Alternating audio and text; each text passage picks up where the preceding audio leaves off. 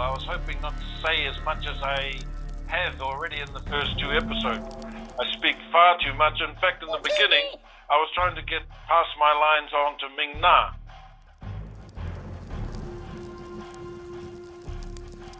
I'm talking too much. This Boba doesn't talk this much. Look, I've got all these paragraphs here. I think we should get rid of it. And John's gone to Atlanta, so don't tell him. I want to stay mysterious. I want to stay quiet. I want to stay mysterious. No. I'm starting to feel like a yo-yo. Hello, everyone. It's great to see you. The weather in Texas finally did an about-face, and just as it's getting where I like it, nice and cold, Disney Plus's The Book of Boba Fett, Episode 4, The Gathering Storm, turns up the heat. I enjoyed it. It's become my favorite episode following the Tribes of Tatooine. I know. You heard me say I enjoyed it. Believe me, no one is more stunned than me. But let's jump into this review before Disney gives me whiplash.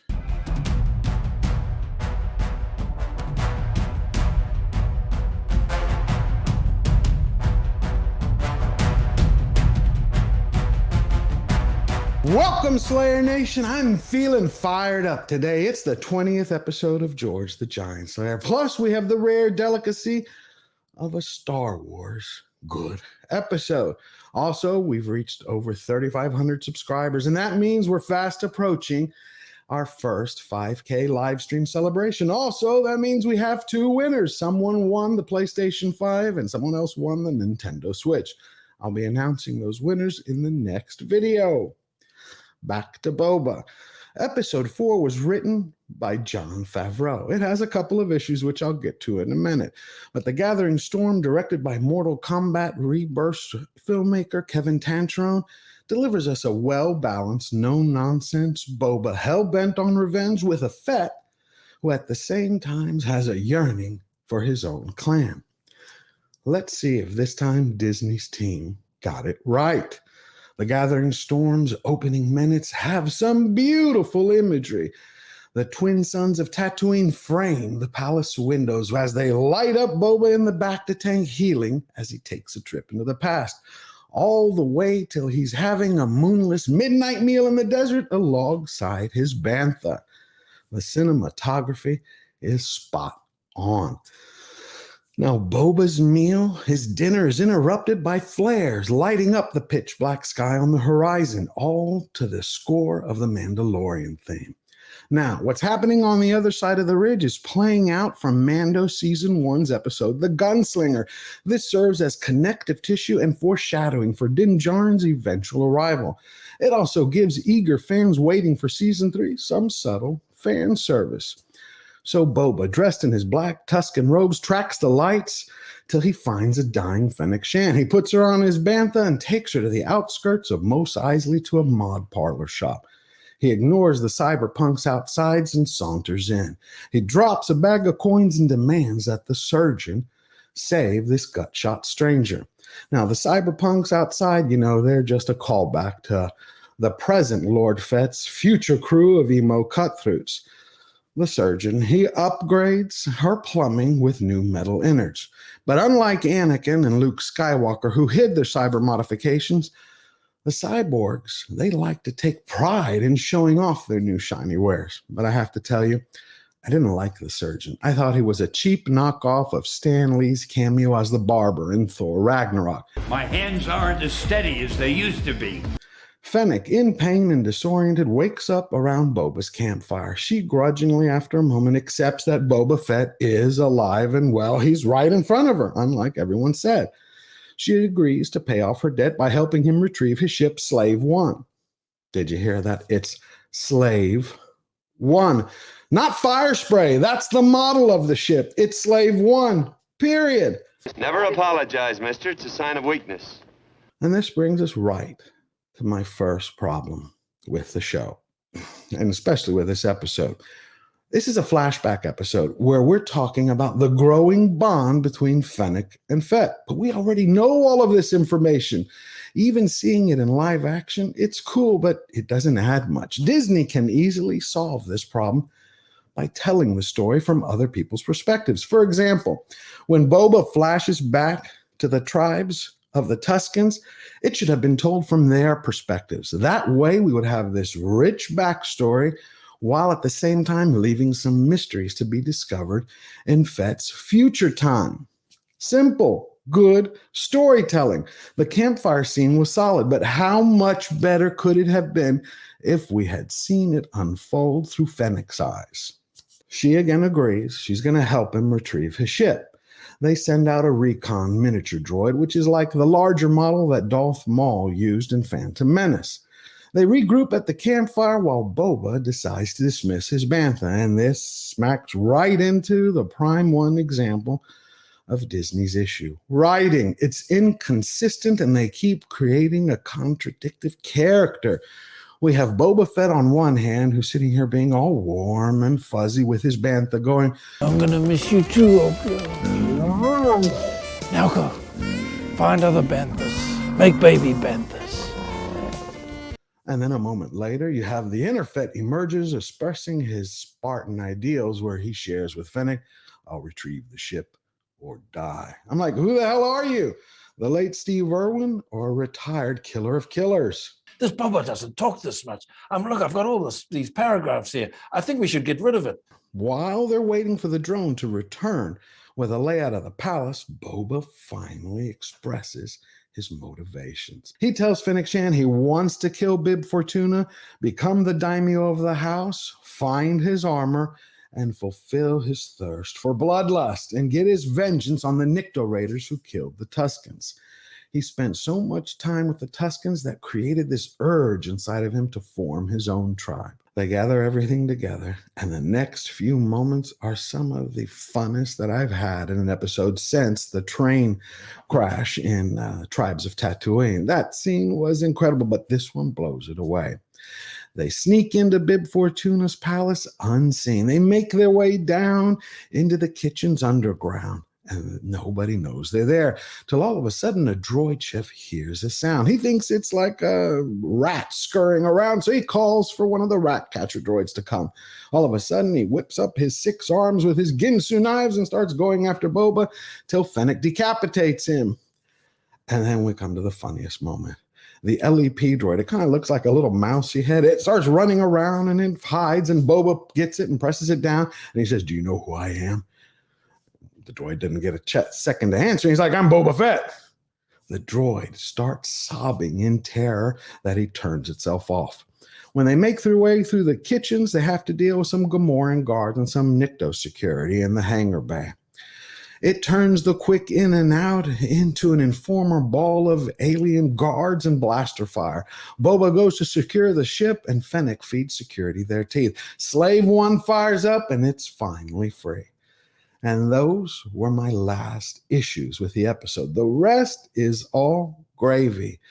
Having her debt paid off, she still elects to stick with Boba Fett as he settles some scores. Coming out of the sky like death from above in Slave 1 with the twin suns at his back, the cannon fire and rockets go off as he takes out the Nikto Raiders on their speeder bikes one by one. I loved this scene. Brilliant. It kind of reminded me, I know I'm going to get a lot of flack for it, a little bit like the helicopter scene out of Apocalypse Now. I could hear the fight of the Valkyries. I was like, wow, this is a great action sequence. My only issue with it, tiny, is there needed to be more blood and more death. I mean, we saw the bodies fly here and there, but really, we also knew that Boba Fett was dead in the Sarlacc pit. So I don't want to see them 2 episodes later like, there they are again alive.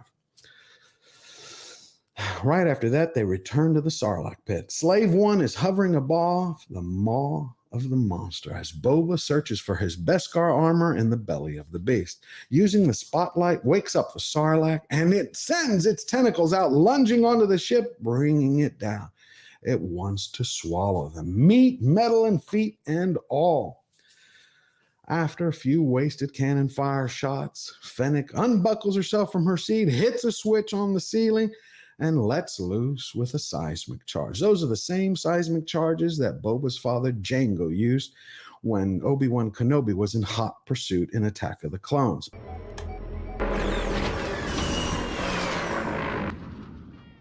A few seconds later, the bomb goes off, and we have the Sarlacc in the deep Dune Sea is now gone to dust. So they get together. Boba goes down. He checks around. He comes up and he's like, nope, there's nothing down there but junk. You can see a little bit of smoke rising from the acid in the digestive system. And she's like, give it up. It's just your armor. It served its purpose. He's like, it's Beskar. It's mine. I got to find it. They have dinner a little later, and he's cooked up some scurries, and she finally asks him, what the hell is up with your motivation for wanting to run a house? And Boba shares with her, he's like, bounty hunters all these years, we work for idiots. They take contracts they never should have taken, which risk our lives, which lead us to die. He's like, I want to get a group together where I will have their backs and I will critically think for them and pick the right jobs. He pledges his life to Fennec. He's like, I will protect you till death. And he offers her a big piece of the pie. Fennec has one simple reply. Living with the Tuscans has made you soft. When Boba was explaining his motivations, I felt like Fennec, I'm hoping, maybe this is just a little bit of hope, but that Favreau was kind of sending a signal to the audience. I feel what you're saying, but those hopes kind of went away with episode 3. Boba needed a more personal connection for motivation to the audience. It had to be something deeper, not just revenge. Revenge is great, okay, but why does he want to suddenly change? Going from this stoic bounty hunter who didn't care about anyone but the contract and the money to wanting to help the bounty hunters. Yes, the Tuscans changed him, but what more is there? I have a sense of feeling that if they had written in some children that he kept a secret, then he could use the bounty hunter guild that he's creating, basically, this mafia family of hunters, as a cover to protect them. Regardless, they haven't said that, and I think that was a missed call on their part. So, Boba wakes up after he has a flash forward of seeing himself kill Bib Fortuna and takes his throne. He heals up from his session, and his droid congratulates him that the healing is finally complete.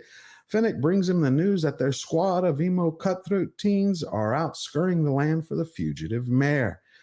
They get dressed up and they head off to the Sanctuary Cantina, where they're right in time to see Black Chrysanthemum, who's terrorizing some Trandoshans. Garza Wisp is trying to calm him down, but to no avail. Instead of killing them, he rips one of their arms off, and Boba follows the Wookiee outside when he offers him a job. And the Ebony Wookiee just growls. I love that. It was just like the perfect end. We next see Boba and Fennec throwing a banquet for Jabba the Hutt's former captains, who are now all the new underworld crime bosses.